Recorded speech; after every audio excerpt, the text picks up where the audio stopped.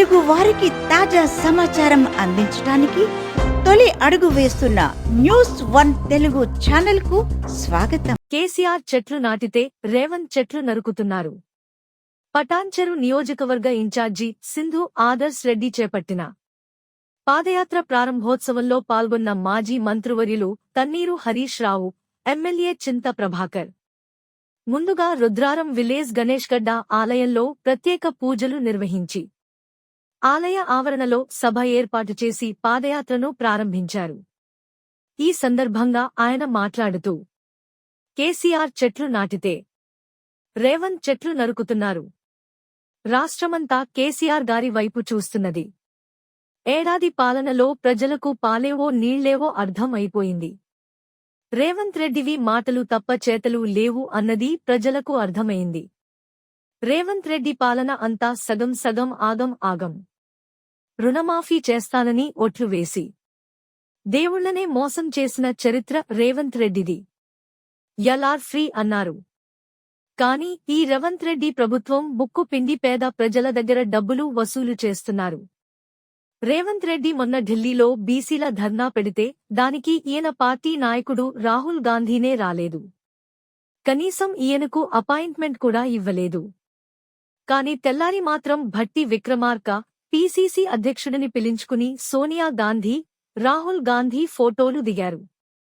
రేవంత్ రెడ్డికి మాత్రం తలుపులు కూడా తెరవటం లేదు అని అన్నారు. కేసీఆర్ చెట్లు పెడితే రేవంత్ రెడ్డి చెట్లు నరుకుతుండు. పెట్టుడు కేసీఆర్ వంత అయింది, నరకుడు రేవంత్ రెడ్డి వంత అవుతుంది. కనబట్టలేదా? మన అగ్రికల్చర్ యూనివర్సిటీలో 100 ఎకరాల భూమి తీసుకున్నాడు, అక్కడ చెట్లన్నీ నరికేసిండు అగ్రికల్చర్ యూనివర్సిటీలో. నిన్న మొన్న మీరు చూసిండ్రు హెచ్సియుల 400 ఎకరాల ఇలా హెచ్సియు భూముల్లో అడవులను నరికి మూగ జీవాల పాపం ఇలా మూట కట్టుకున్నాడు రేవంత్ రెడ్డి. హైడ్రా పేరిట పేదల బతుకులు కూల్చిండు. హెచ్సియులో అడవులు నరికి ఆ మూగ జీవాల బతుకులను కూడా కూల్చిండు రేవంత్ రెడ్డి. ఆ మూగ జీవాల ఉసురు తగులుతుంది ప్రభుత్వానికి. మనం టీవీలో పేపర్లో చూస్తున్నాం, జంగల్ కొడితే ఆ మూగ జీవాలు జింకలు వచ్చి ఇళ్లలో పడుతున్నాయి. కుక్కలు దాడి చేసి జింకల్ని 2-3 జింకల్ని కుక్కలు కొరికి చంపినాయి. ఇదంతా రేవంత్ రెడ్డి పాపం కాదా? ఏం పాపం చేసిందని ఆ మూగ జీవాలు ఉసురు పోసుకుంటున్నావు.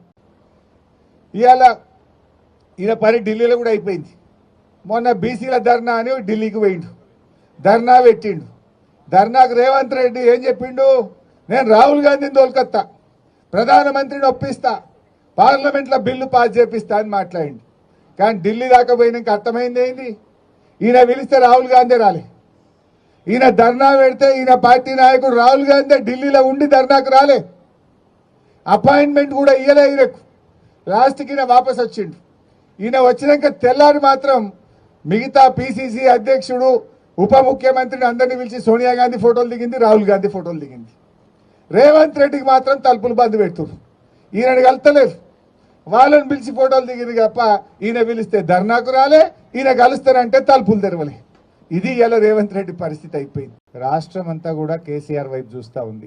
ఏడాది అర్థంలో కుల్లం కుల్లా అయిపోయింది. పాలేందో నీళ్ళేందో తేలిపోయినాయి. 10 ఏళ్ల కేసీఆర్ పాలన ఎట్లుంది, ఏడాది అర్థం రేవంత్ రెడ్డి పాలన ఎట్లా ఉందో ప్రజలకు కుల్లం కుల్లా అర్థమైపోయింది. రేవంత్ రెడ్డి అన్ని మాటలే తప్ప చేతలు లేవు అని ఇలా కుల్లా అర్థమైపోయింది. ఏం చెప్పిండు ఆ రోజు? చెప్పింది ఒక్కటన్నా అమలైతుందా? మేము రాగానే ఎల్ఆర్ఎస్ ఫ్రీగా చేస్తాము, కేసీఆర్ గారు డబ్బులు లాగుతుండు అన్నాడు. ఇప్పుడు ఏం చేస్తుండే ఎల్ఆర్ఎస్? ముక్కు విండి ఇలా పేద ప్రజల దగ్గర ఎల్ఆర్ఎస్ డబ్బులు వసూలు చేస్తుండు. ఆ రోజు ఏమన్నాడు?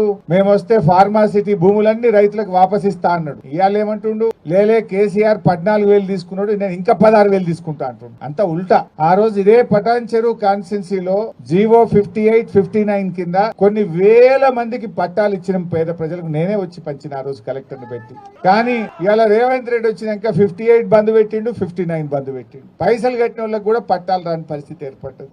మాటలకు ఎక్కువ, చేతలకు